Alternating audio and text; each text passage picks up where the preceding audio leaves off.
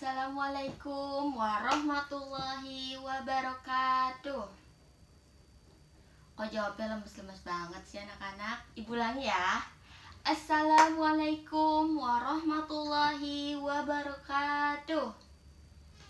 Nah, bagus. Apa kabarnya anak-anak pagi hari ini? Alhamdulillah sehat ya. Alhamdulillah sehat. Alhamdulillah kita masih diberikan kesempatan untuk melakukan pembelajaran di kelas ini dan bertatap muka langsung dengan teman-teman dan ibu di sini ya anak-anak. Alhamdulillah karena berkat dan rahmat karunia Allah kita jadi bisa berkumpul dan melakukan pembelajaran di kelas ini. Sebelum kita melakukan pembelajaran, alangkah baiknya kita berdoa terlebih dahulu. Berdoa, mulai.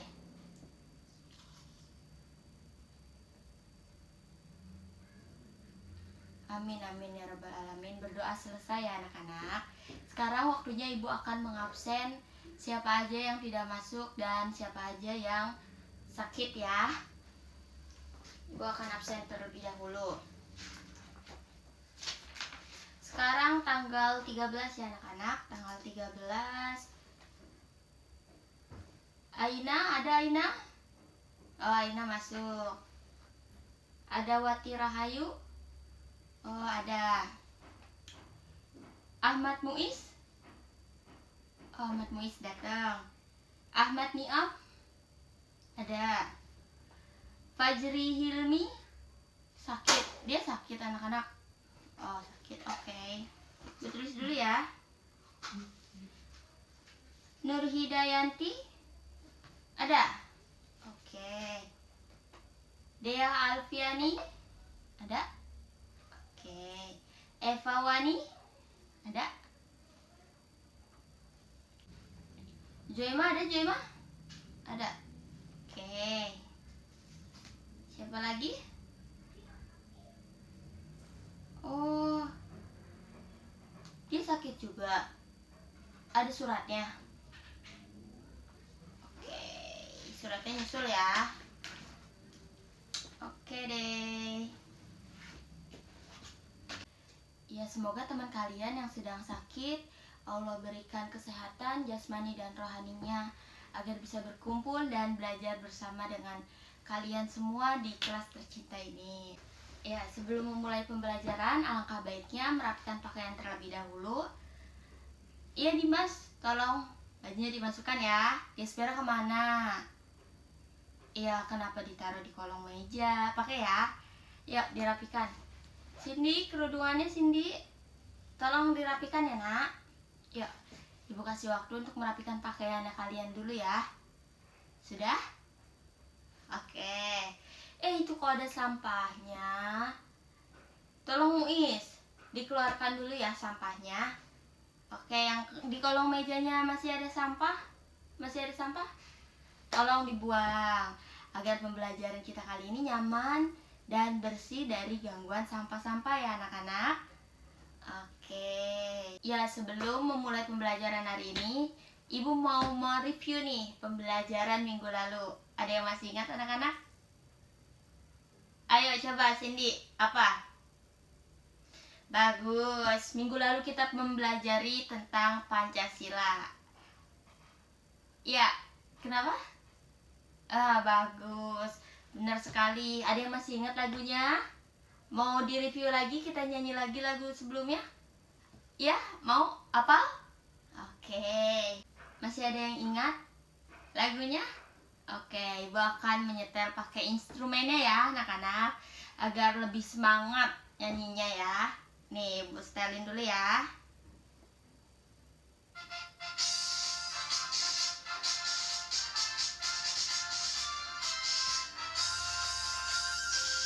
Pancasila, akulah pendukungmu, patriot proklamasi, sedia berkorban untukmu. Pancasila dasar negara, rakyat adil makmur sentosa, pribadi bangsaku. Ayo maju, maju, ayo maju, maju, ayo maju. Yeay. Lagi? Gini sekali lagi. Pancasila, akulah pendukungmu, patriot proklamasi, sedia berkorban untukmu. Pancasila dasar negara, rakyat adil makmur sentosa, pribadi bangsaku. Ayo maju, maju, ayo maju, maju, ayo maju, maju. Yeay, ternyata masih pada hafal ya. Oke, matiin dulu ya instrumennya. Nah, sekarang kita lanjut ya untuk pembelajaran pada bab 2 kali ini. Ada yang udah belajar semalam? Bab 2 itu tentang apa? Ayo, ada yang udah tahu? Ayo coba Cindy. Kok Cindy lagi sih? Yang lain pada kemana? Ayo coba Cindy. Apa? Oke, bagus. Kayaknya Cindy doang nih yang sudah belajar semalam ya. Yang lain pada belajar nggak? Pintar ya Cindy ya. Norma dan keadilan. Oke, norma dan keadilan. Aduh, sorry.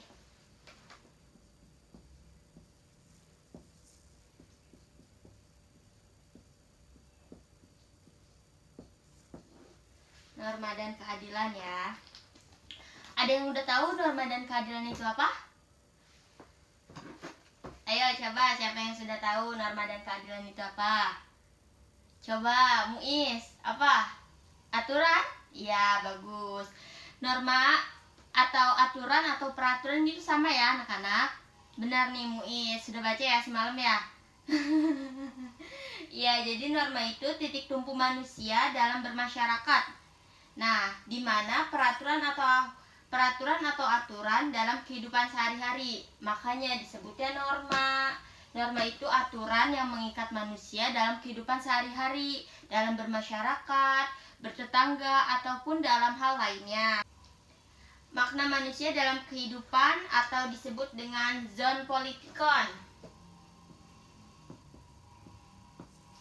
Zon politikon. Ya, zon politikon ini disebut oleh seorang filsuf yang bernama Aristoteles.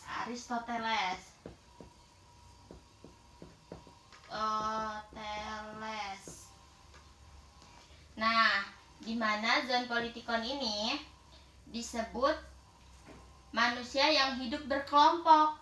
Kenapa zon politikon itu disebut manusia yang hidup berkelompok? Karena pada dasarnya manusia itu makhluk sosial yang tidak bisa hidup sendiri, anak-anak ya. Kenapa disebutnya zon politikon? Karena manusia itu tidak bisa hidup sendiri, harus bersosial, harus berinteraksi dengan manusia lainnya, walaupun hanya untuk 2 orang. Karena kenapa?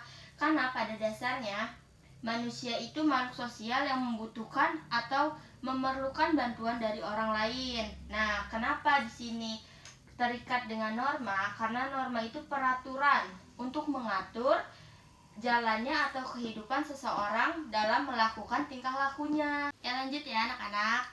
Selanjutnya itu ada fungsi norma.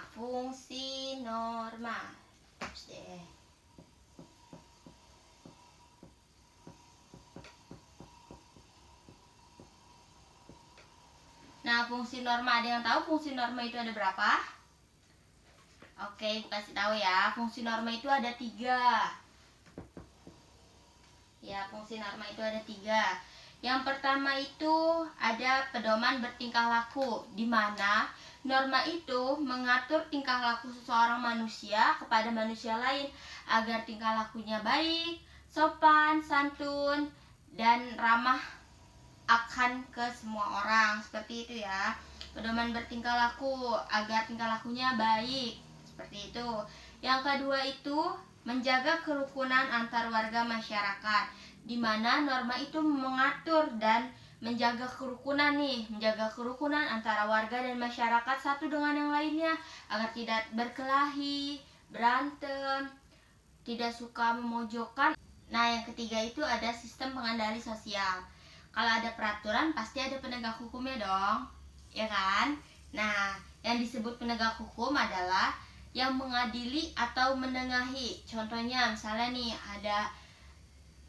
ada di sini siapa? Fajri dan siapa itu namanya? Yang suka berantem berdua? Ya, Fajri dan Aam. Nah, mereka sering berantem nih berdua. Pasti yang namanya norma itu ada penegak hukumnya atau orang yang mengadili atau menengahi. Contohnya kalau di kelas itu yang menengahi adalah ya pinter, guru. Nah, guru ini bertugas menengahi antara Fajri dan Aam ketika mereka berantem.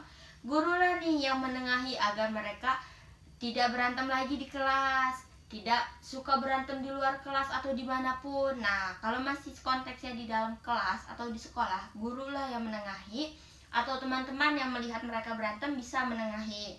Kalau di peraturan masyarakat, yang mengadili atau menengahi itu adalah iya polisi. Jadi kalau ada tetangga ataupun siapapun yang sedang berkelahi atau sedang tawuran atau melakukan masalah, bisa dilaporkan ke RT, RW ataupun polisi. Seperti itu ya anak-anak.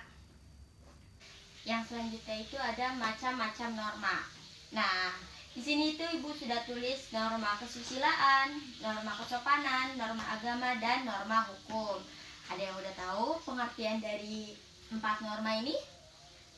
Oke, kalau belum tahu Ibu jelasin ya satu-satu. Nah, yang pertama itu ada norma kesusilaan. Nih ya. Dimana norma kesusilaan itu merupakan bisikan kalbu atau dari hati manusia. Nah, berkaitan dengan hati nurani manusia, yang dimana norma kesusilaan ini merupakan norma yang terjadi ataupun norma yang timbul dalam diri manusia. Seperti itu. Misalnya nih ada seseorang yang dompetnya jatuh nih di jalan, kita nemuin dompet itu jatuh.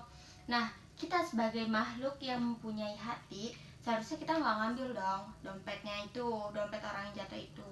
Karena kenapa? Karena itu bukan merupakan hak kita, bukan merupakan hak yang seharusnya kita ambil.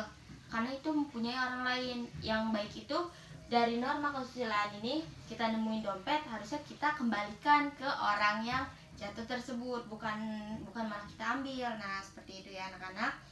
Jadi nanti dari norma kesusilaan ini akan menimbulkan yang namanya malu dalam diri sendiri. Kenapa ya tadi kok gue malah ngambil dompet orang itu, seharusnya jangan, kayak ada timbul rasa malu gitu loh. Nah, yang kedua itu ada norma kesopanan. Norma kesopanan ya, ada yang udah tahu?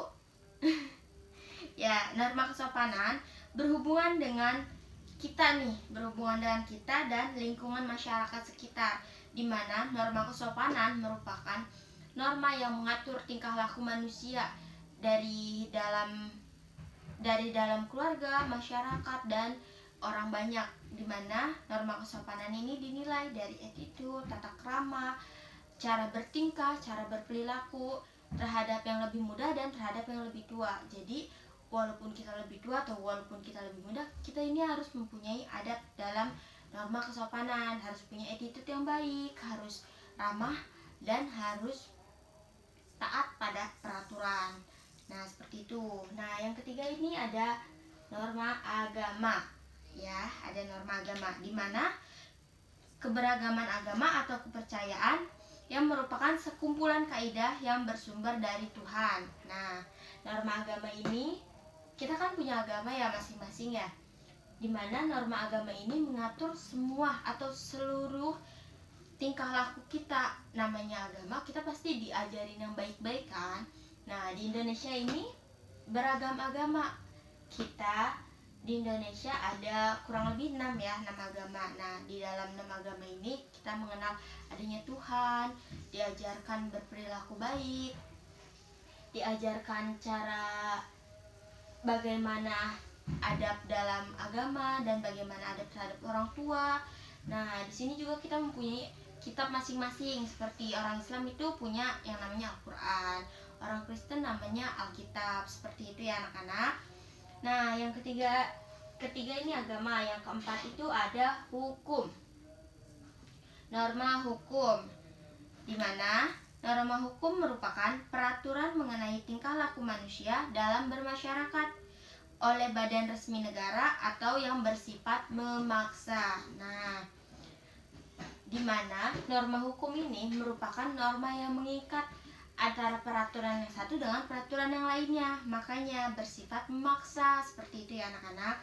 Nah, jika kita melanggar hukum, kita akan diberikan sanksi yang konkret. Seperti ini, misalnya ada seorang anak yang tawuran pasti kan dia akan diberikan sanksi yang konkret.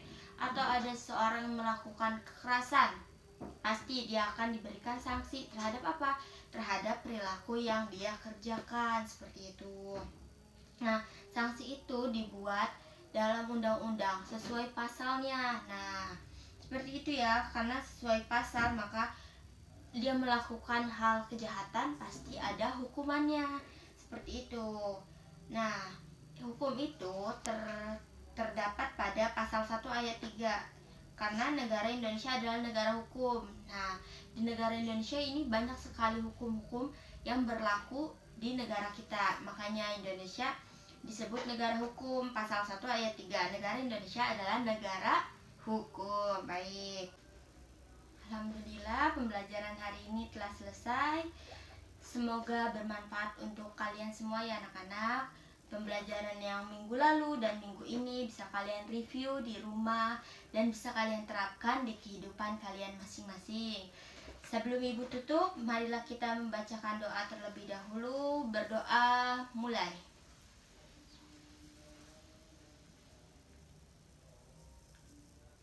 Amin amin ya robbal alamin. Semoga ilmu hari ini bisa kalian manfaatkan dan bisa kalian terapkan di kehidupan sehari-hari. Kurang lebihnya ibu mohon maaf. Wabillahi taufiq wal hidayah. Wassalamualaikum warahmatullahi wabarakatuh.